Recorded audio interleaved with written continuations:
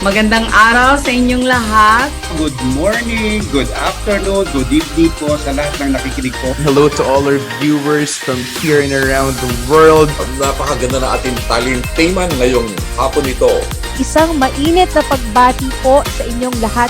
Well, friends, welcome to the Bridges Show. I'm very happy to be here, and I think it should be a really interesting and fun topic. What are the things you want to learn? So I want to take it from there and then I listen to them. meron silang mga mitiin upang maging makabuluhan pa ang pagiging Katoliko. Lalong-lalo na sa susunod na henerasyon. Sa akin po, sa mga kabataan, use competence as a basis. In real life, hindi naman talaga tayo tumitigil sa buhay. Kailangan talaga tuloy lang ang buhay kahit anong challenges natin. Palawan, Cebu, Baguio City, Atty. Dwight, pati La Union. So we are saying that revenge travel is real. Mas kailangan natin na i-share ang hiwaga ng sinin sa mga tao. Food and health should go hand in hand. So yan ang gusto naming paratingin sa gobyerno. If you will just devote your life teaching, hindi ka yayaman sa pera, pero yayaman ka sa tao. Siyempre, ang pinakamaganda po naman sa ating universidad ay yung talagang natuturuan po tayo kung paano maging mabuting tao. Happy anniversary to Bridges! Here at Bridges, we build bridges of faith, bridges of hope, and bridges of love.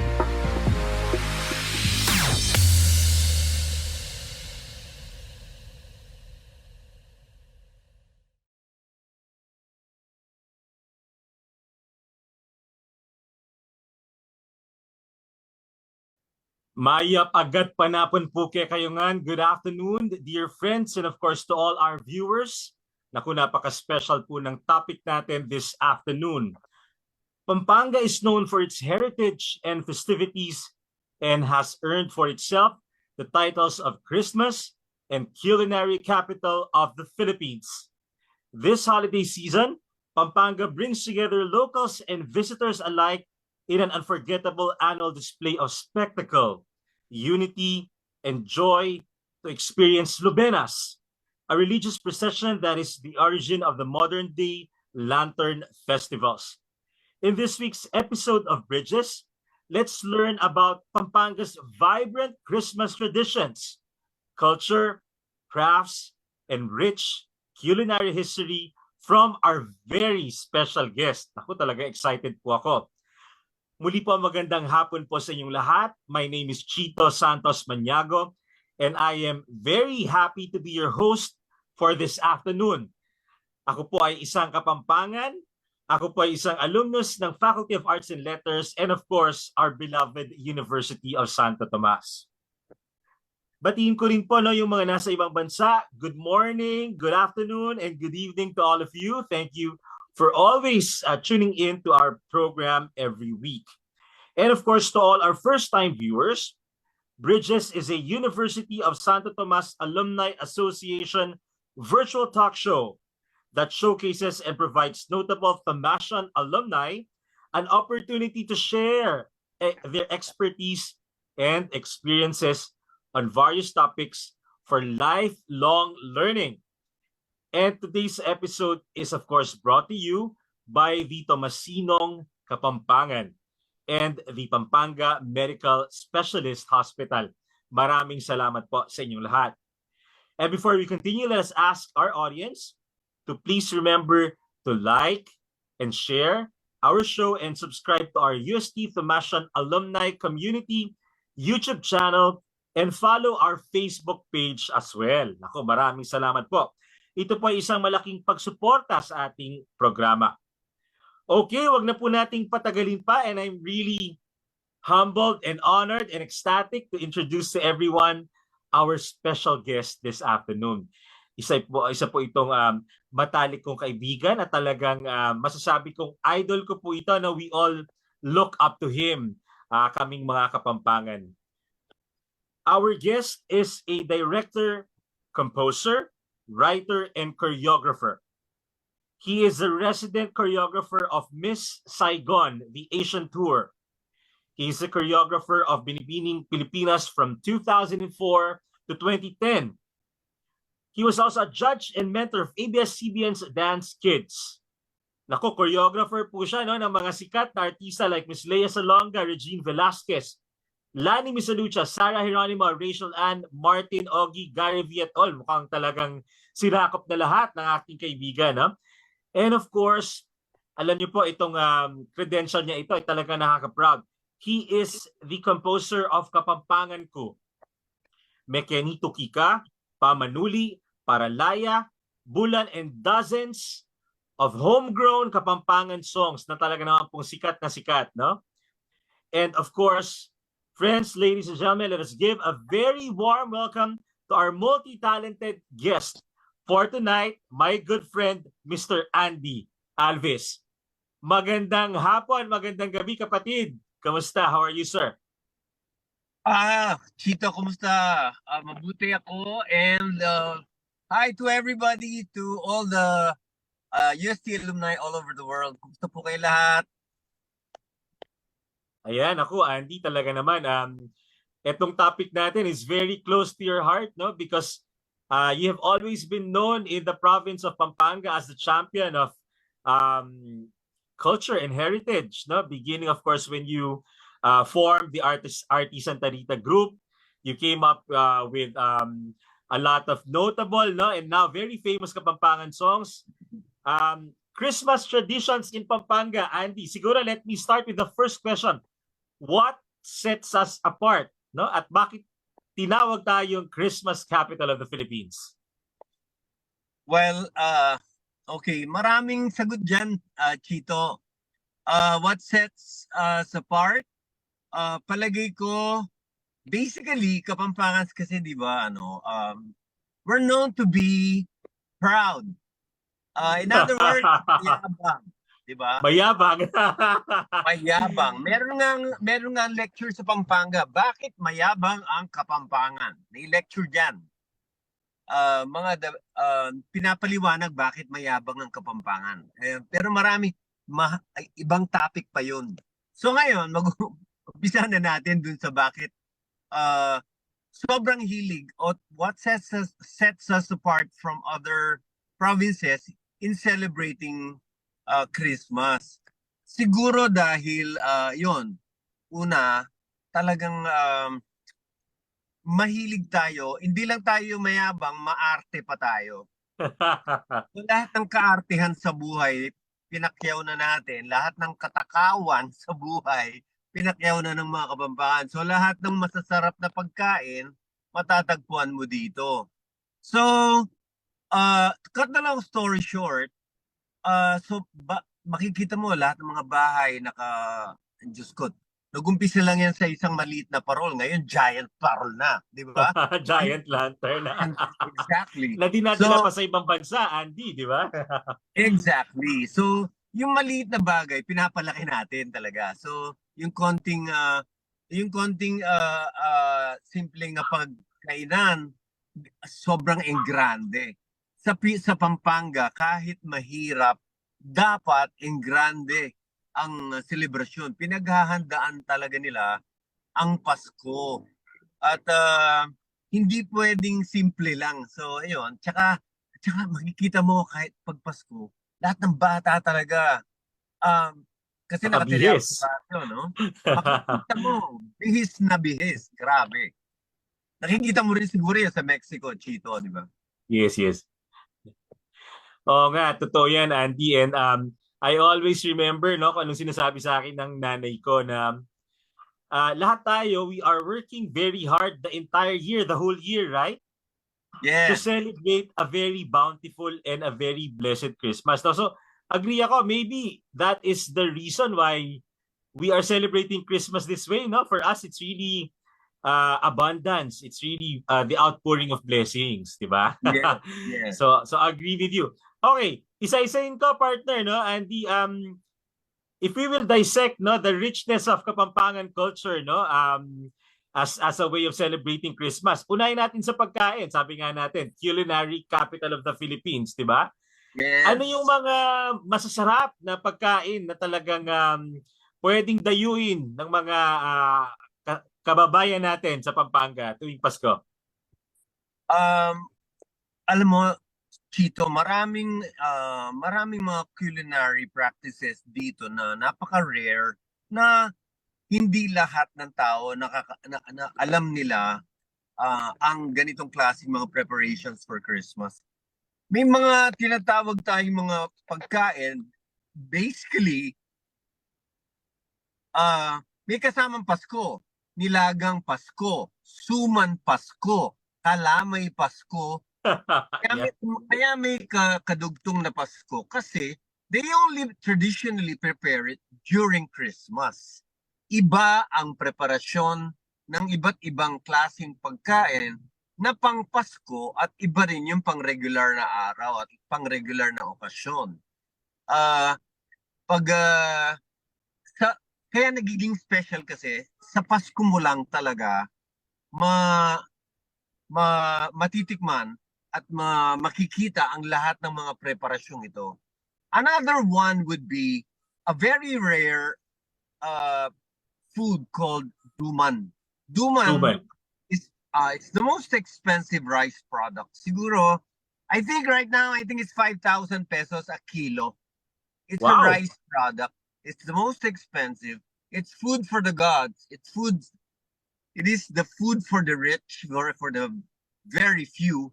But even then, even if you have money, if you don't have connections, you cannot get duman. So, and it's prepared here in Santa Rita. It's a very laborious and centuries-old tradition.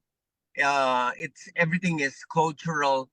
As a matter of fact, Chito, nakapasok siya sa UNESCO for heritage food. Okay. It is being processed at UNESCO to be recognized as a heritage food for the Philippines. So para siyang heirloom dish of some sort, no? Yes. No? And correct. A lot of the food traditions now actually became national already and it became commercial kasi lahat nito, like halimbawa Pampanga's Best, lahat ng mga ham traditions ng Pampanga, ng San Fernando, ng Bacolod, inabsorb ng Pampanga's Best yan. At now, it is now being produced commercially the whole year. So many things like, chocolate baterol, lahat ng mga iba't ibang klaseng Spanish influenced food. Tulad, normally yan, sa Pasko lang natin nakikita sa mga bahay-bahay, katulad ng mga, mga iba't ibang mga talos, mga French paella, mga Spanish paella, biringhi. Yes. Tapos, ano pa ba? Ang iba't ibang klaseng... Morcon, Andy. Don't forget Morcon. Of course. Morcon. At saka lahat ng mga embutido. Nilalabas lang yan karamihan pag Pasko. Kasi naniniwalang mga Kapampangan, if you celebrate Christmas abundantly, the whole year will be abundant as well. Parang ganun. Correct. Yun. And there's one particular dish which my mom prepares, pag December 24, Andy. Yung nilaga natin, no? Because usually, di ba, ano lang yan, baboy lang yan. But what she does, may baboy, may baka, may manok, no? So parang for us, it's really a feast, no? Correct. Very savory talaga yung broth niya. Pag natikman mo yun, isipin mo, that is the taste of Christmas. No? Yeah, oo nga. If Christmas has a taste, it will be those food na pag kinain mo, nilagay mo sa plate mo, halo-halong suman Pasko, kalamay Pasko. Then syempre yun na traditional queso de bola at traditional pasta and everything. Pero pag sama mo lahat ng mga special dishes na piniprepare ng mga Kapampangan, syempre, na-absorb na rin natin other... Pero marami tayong kakanin sa Pampanga eh. Yes. Yung tibok-tibok, kalamay Pasko. Kalamay Pasko, niluluto yan mga 6 hours sa kawa. So, makikita mo traditionally, no, especially when I was growing up, there, every single household would prepare their own kalamay. So it's very traditional. Makikita mo, maamoy mo lahat ng mga nagluluto 2 days, 3 days before Christmas. Everything from savory to sweet. Talaga, it's the most incredible sight and smell. The sight and smell of Christmas, yan. 2 days and the day before Christmas, maamoy mo, maglakad ka sa baryo, maamoy mo iba't ibang klaseng pagkain. Sobra. That's true. That's true. Oh nga, no, if we have some photos, John and team, no, we would love to see some of these photos. Ito ba yung duman, Andy? Thank you, John. Yan ang duman. Talagang traditionally prepared yan. Yan yung sinasabi ko, 1 kilo lang yan, 5,000 piso. Binababad yan sa gatas ng kalabaw at saka sa tsokolate, batirol. Ayan yung mga babae na naggagawa ng duman. At pinapound yan traditionally. Pinapound. Talagang pag nakita mo, parang time warp talaga. Parang you're taken back in time.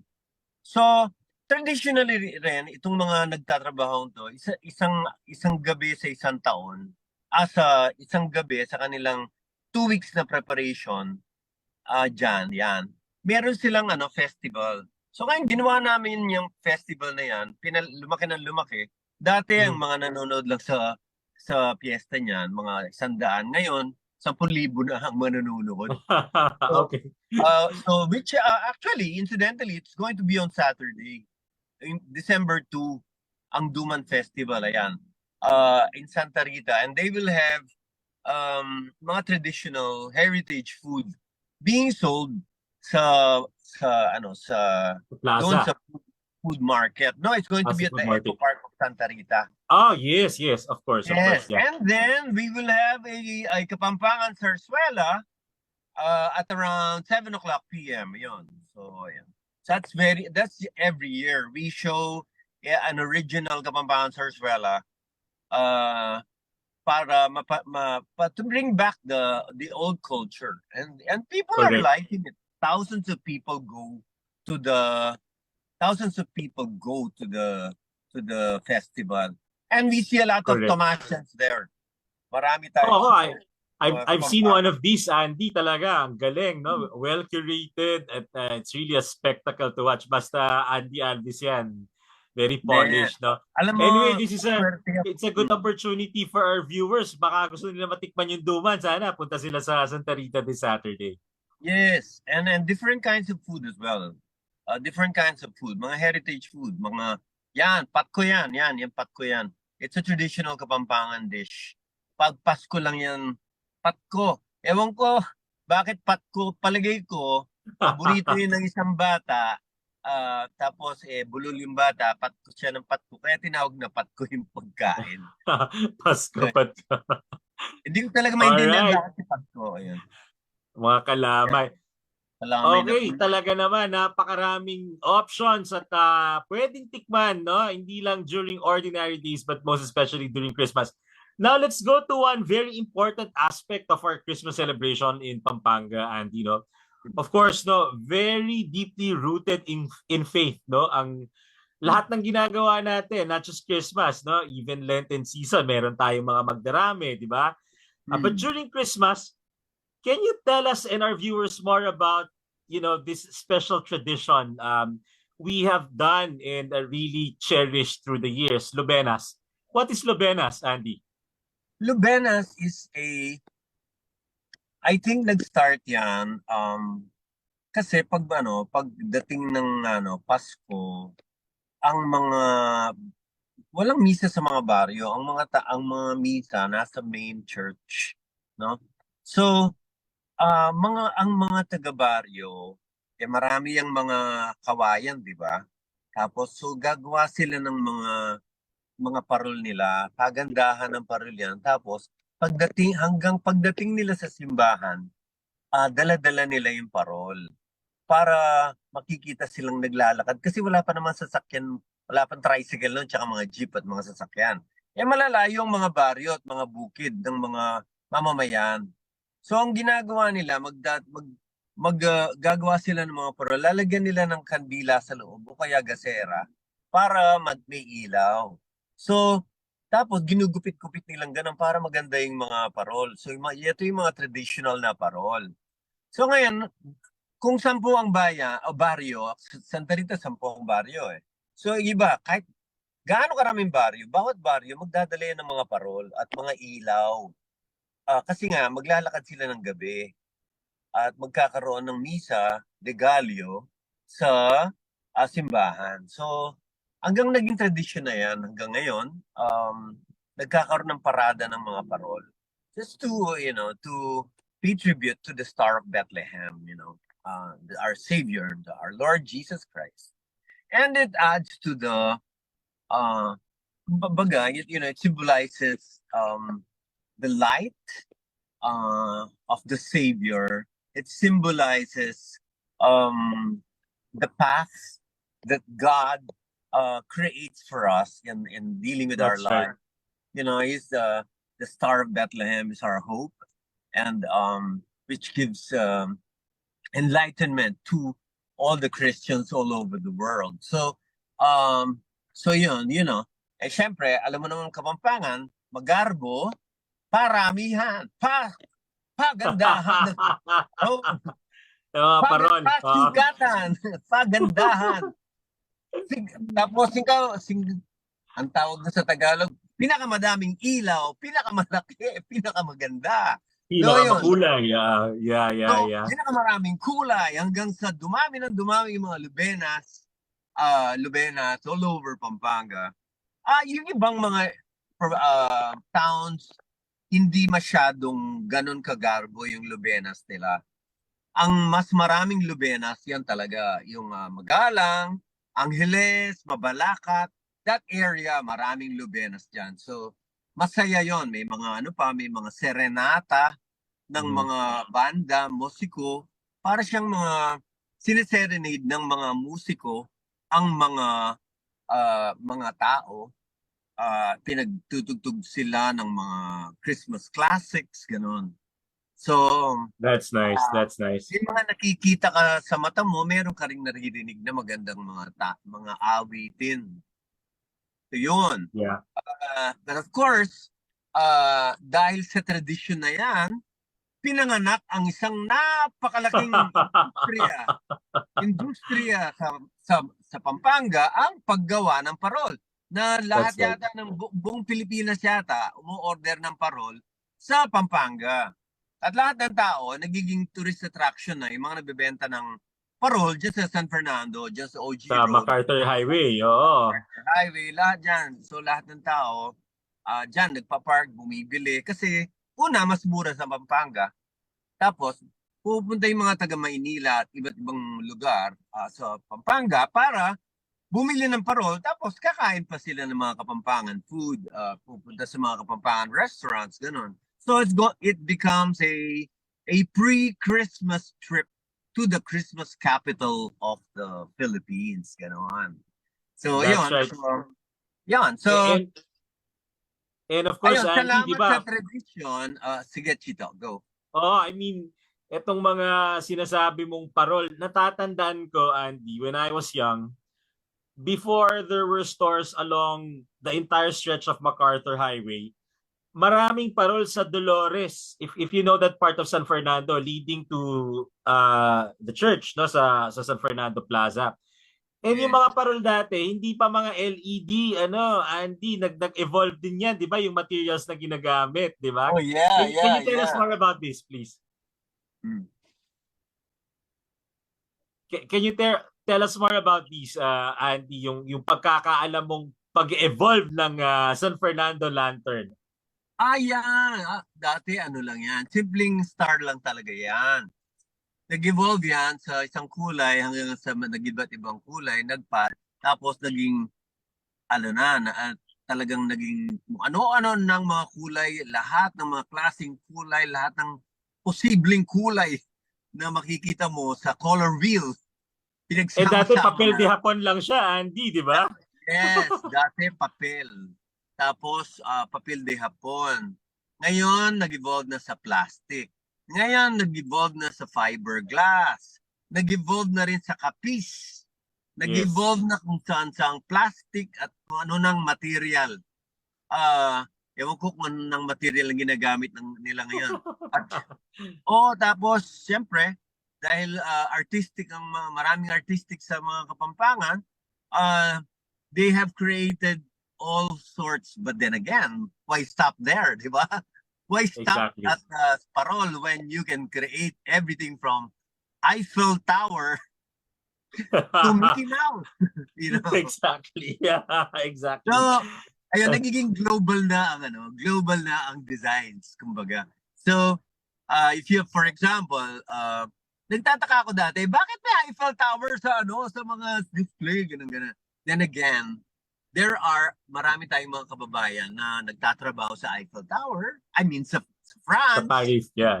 Paris, o nagtatrabaho sa iba't ibang mga lugar sa buong mundo. Anything that would represent a member of the family, siguro, no? Yun ang explanation natin. Hindi naman sa nagiging pretentious. Pero, siguro, halimbawa, merong kamag-anak na nakatira, nagtatrabaho sa Paris or sa France o iba't ibang lugar. Just to pay tribute at maalala nila na ang kanilang kapamilya ay nagtatrabaho sa iba't ibang mga lugar. Ganon. So ngayon, marami na rin nag-evolve sa mga ilaw. Yung mga ilaw dati, from kandila to gasera, to kandila, to to Edison bulbs. mga incandescent bulb. Ngayon, LED na, running lights na, at kung ano-ano pang mga iba't ibang klaseng ilaw. Pero ang pinaka-actually, ayan, so since nasa parol tayo, Chito, syempre, the star of all this tradition is now the annual Giant Lantern Festival of the city of San Fernando. That's right. Oo nga, Andy, I had the privilege, the opportunity of serving as one of the judges when the City Tourism Office invited me. When you are up there and looking at all these giant lanterns, just for our viewers to detail, no, and to have an idea how big these lanterns are. Siguro mga 20 to 30 feet, Andy, if I'm not mistaken, right? Malalaki po talaga to. And laki ng bahay. Yung laki ng bahay, no? And there are around 10 to 13 or even 15 competing barangays within San Fernando. And it's really a spectacle, no? It's a sight to behold because pag sabay-sabay ng nagsindihan, di mo na alam kung ano yung titignan mo, Andy, di ba? Oo. Nakaka-overwhelm. Yung dito mo makikita yung passion ng mga artisans, ng mga designers, ng mga tao to commit to building a giant lantern. When, minsan isipin mo, my God, why are they doing this? Yes. It takes months to assemble it. Okay? It takes months and a lot of people and thousands of bulbs or thousands of bulbs. Lots of wirings, lots of paper, lots of combination, and of course the manual rotor that they gumagamit ng safety pin para pag tinamaan yan ng iniikot na ganun yun Pag tinamaan yan ng rotor, yung pin, doon iilaw. Iisipin mo, bakit? Bakit nila ito ginagawa? Grabe, parang nakakamangha na at this day and age of technology and modernization, pwede namang mag-LED screen na lang tayo tapos gawa naman tayo ng digital design or digital music play and everything, no? Pero grabe, do you realize it symbolizes a lot of things? These lights, the thousands of lights symbolizes each and every member of the community wanting to come together and do something special for God, for our Savior Jesus Christ, to honor Him, to be the light, to be the life of this whole world, to entertain and to inspire and to come together and to have fun and to be a spectacle, to put life, to put color in the lives of the Kapampangans. Ayun, so parang it means a lot to these people. It means a lot to all of us, to all the Kapampangans, to the Fernandinos, to the city of San Fernando. It means a lot to all of us. When you see how the preparation is and how it affects you while watching them operate those giant lanterns. And Andy, actually habang binubuo, ginagawa yung mga giant lantern na yan, nanonood yung mga barangay, yung community members, no? And they are all very ecstatic, really looking at it being completed as every week goes by, no? It's really a community affair. I agree with you, Andy, no? John, do we have photos or videos we can share to the audience, probably to give them a sense of how Lubenas looks like, no? Or even The in giant Lubenas lanterns, and diba? the giant lanterns, I think Correct. that, yeah. And then i-annotate na lang natin. Yan, so eto Andy, ito yung sinasabi mo na nag-default na yung mga paper lanterns, no? But really makita mo, mga kabataan yung may hawak na mga lanterns, no? Lighting up the streets of a barangay. And if I'm not mistaken, this is our patroness, no? Berhen de los Remedios. Kung di ako nagkakamali, but let me look at it. Yeah. Usually may mga procession din tayo, Andy, no? Kahit Pasko or even before Christmas. Yes.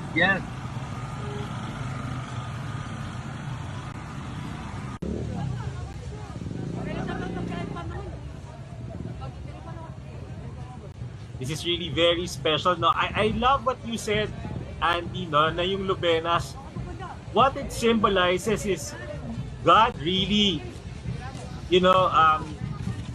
identifies, no, this path for all of us through His light, diba? Very symbolic. Agree. Yon, so actually modern day Lubenas na yon, Andy, but before I recall talagang yung mga lantern na ginagamit natin. Yung mga buntot nun parang yung sa pastillas, diba? Talagang very meticulous yung pagkakagawa. Yeah. Kasi tinuturo nga yan sa elementary school, yung paggupit. Yeah. Oo, sa school namin, ako natuto ako maggupit ng ganyan eh. Natuto na ako maggupit ng mga paiki, ang tawag diyan, paiki. The tail of the lantern. Yan, so anyway, you're taught how to correct. Diba? Yeah. Ganyan po ka-talented at ka-brilliant ang ating speaker, no? Nagmo-multitasking. You better drive safe, ha? You know why? Can I just share? Go ahead. To everybody? Kasi ganito, I'm trying to catch my light because brownout sa Santa Rita for 15 hours. Okay? So, unti-unti, mawawala yung mukha ko kasi magba-brownout. Mag-brownout. So, medyo naghahanap ka ng ilaw? Naghahanap ako ng ilaw. Ngayon, nasa Alpha Mart ako. Tatapat ako dito. Paano may ilaw ng kote yung mukha ko? Ngayon, so... Yeah, that's what you call commitment, partner. Yeah. Of course. In a little while, I might go inside the Alpha Mart. Di ba ang saya-saya natin? I might go inside the Alpha Mart so I can get more light kasi hindi nyo ako makikita. Di ba? Saya. Andy, thank you for doing this, ha? The entire Bridges family, we really appreciate this. John, do we have videos? Do we have videos ng Giant Lantern Festival? Yung pinag-uusapan natin kanina, no? These huge lanterns gracing the landscape of San Fernando, Pampanga?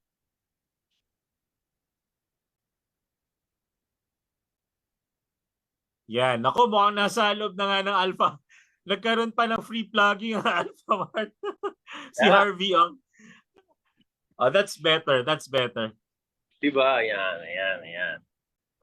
Naku, wala raw yung video ng Giant Lantern Festival. Anyway, no, just Google it. You type in Giant Lantern Festival. For sure, you will see a lot of stock photos and videos, no, of this really iconic festival in San Fernando, Pampanga. Alam mo, Okay. Go ahead, Andy. Actually, it's a very big, probably one of the biggest festivals. Kasi lalo na pag competition na yan, ang mga judge, puro mga ambassador, ganyan, mga cultural attachés from all over the world, mga ganon. Yung grabe, mga CEOs ng mga iba't ibang malalaking multinationals, mga ganon. Ang bibigat ng judges, grabe. So ayun, and I think because of how big the spectacle is, it really deserves a big attention.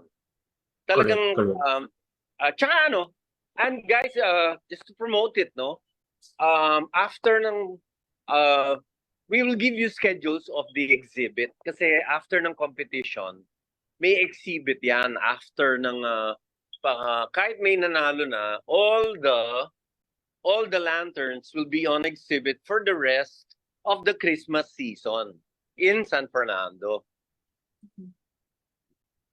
Correct. So sana kung di man nila mapanood yung competition night mismo, they can see, no, yung exhibition dates. Okay. Yes. Andy, I want to focus now, no, sa iyo naman, no. We've talked about food, we've talked about our fabulous lanterns, you talk about tradition, faith, and all. How about you, my friend? No, you have been such an accomplished leader in various fields, no. Imagine from Miss Saigon to Binibining Pilipinas to being a judge in one of ABS-CBN's highly rated reality shows. You as a Thomasian, Andy, no, and now ako kasi parang the way I look at you, you're living out your purpose, no, when you decided to go home and build your farm, right, and really champion heritage and culture, no.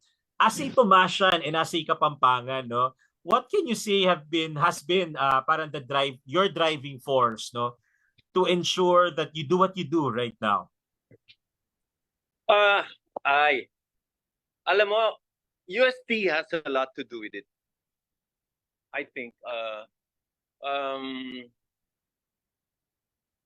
it all started, I think, because I was a member of Salingawi.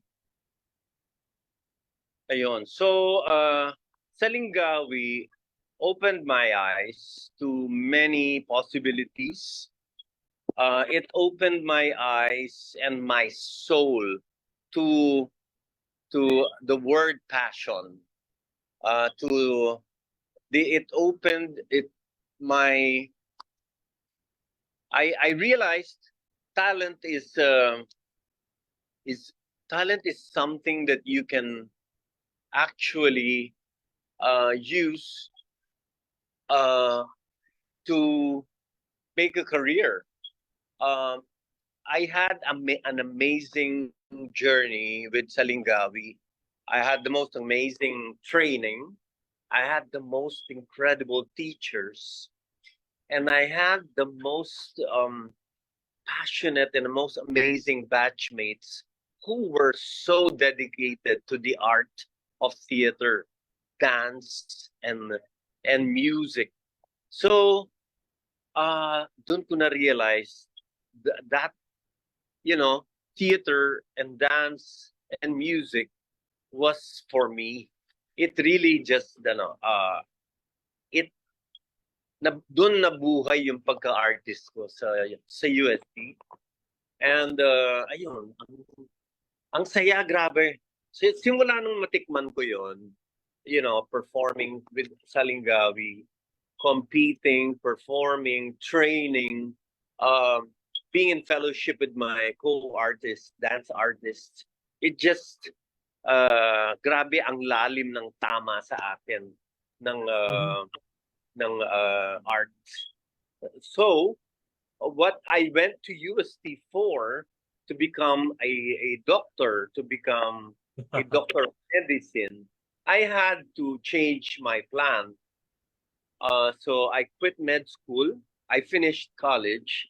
Then I went to med school. Then I quit med school after 1 year, and then I went to New York to study, and Hollywood to study dance and theater, and then rest was history, sabi nga nila.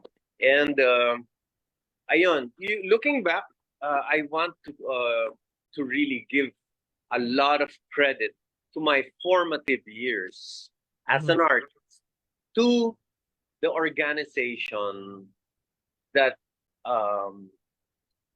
really nurtured me as an artist. That is Salingawi. I'm telling you, Salingawi has produced so many things. That's what we need to do. Salingawi. They have developed so many artists all over the Philippines. I mean, all over the country. I mean, in the entertainment industry. Sobrang laki ng tulong ng Salingawi. Sobra.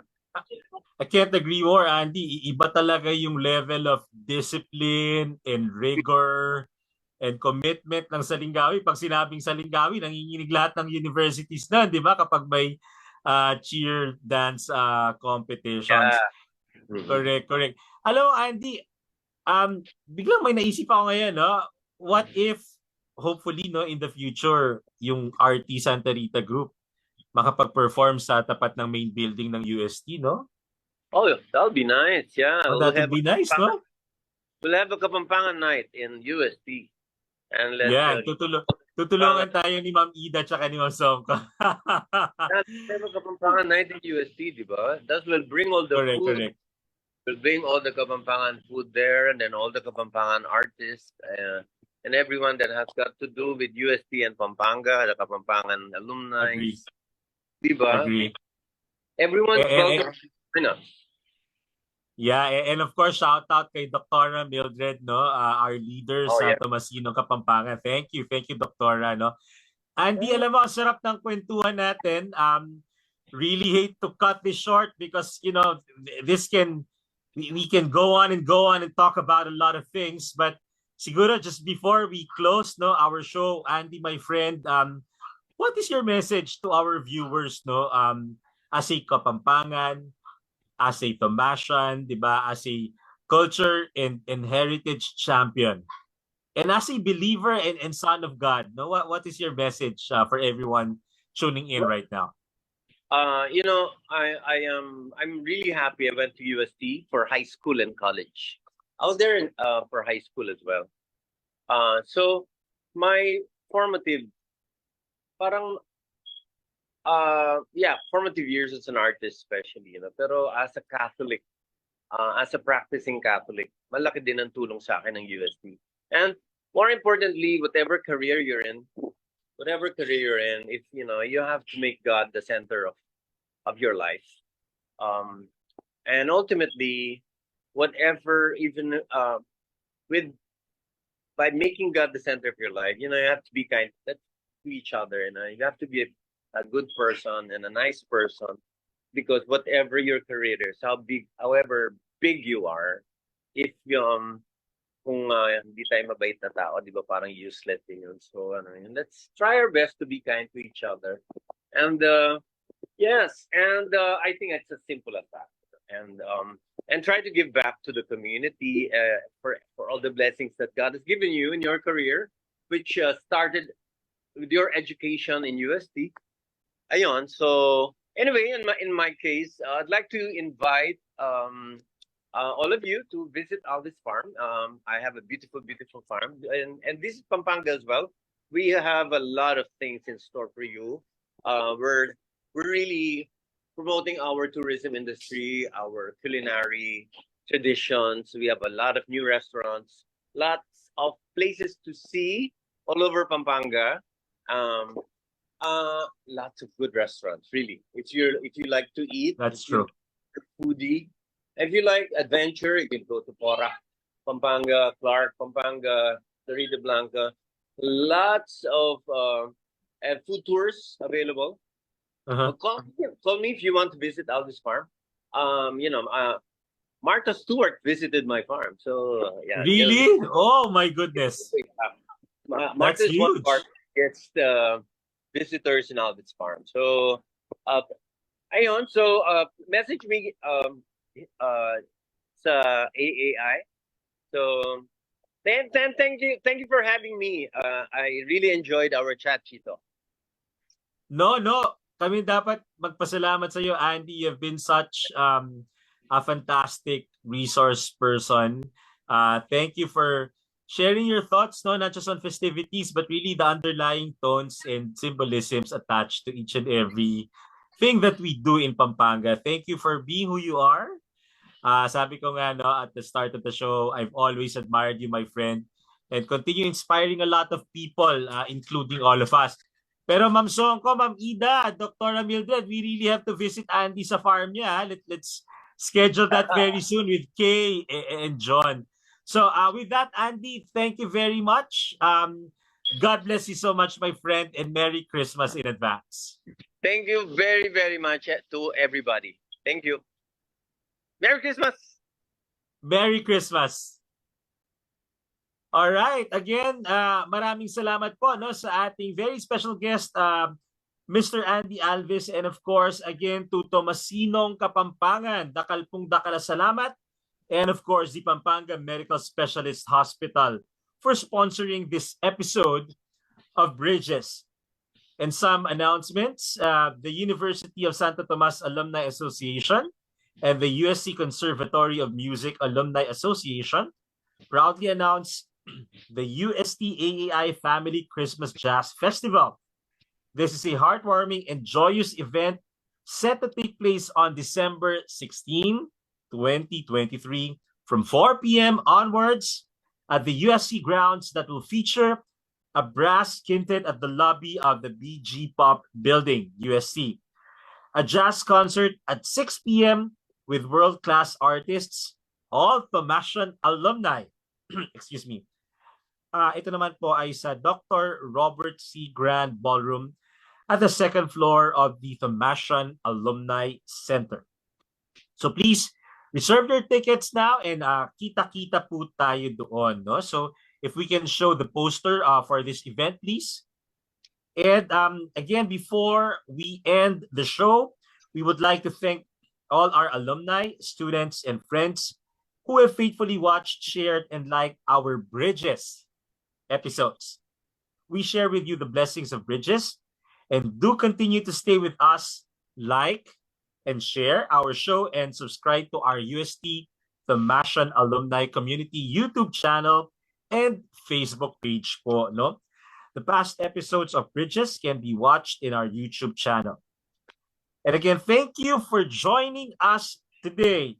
Do watch again on Tuesday next week for another exciting episode of Bridges.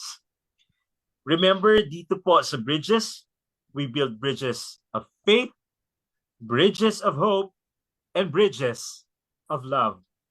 Enjoy the rest of the evening. God bless you all po at maligayang Pasko po sa ating lahat.